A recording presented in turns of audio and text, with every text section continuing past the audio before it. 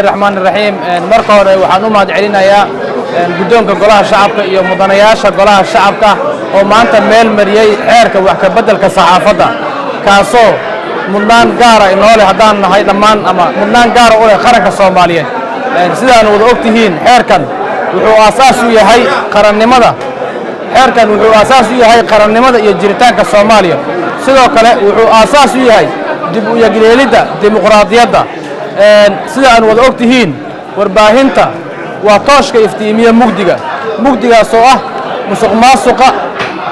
maamul xumada xaqiiqdii xeerkan wax badan ayaan aaminsanahay inuu inoo qaban doono sidoo kalena wuxuu ilaalin doonaa warbaahinta gaarka loo leeyahay iyo tan dawladaba guud ahaan sidoo kale wuxuu ilaalin doonaa wariyaasha wax badan ayuu inoo tari doonaa waana mahadsantihiin waana rajaynayaa in sida ugu dhaqsiyaha badan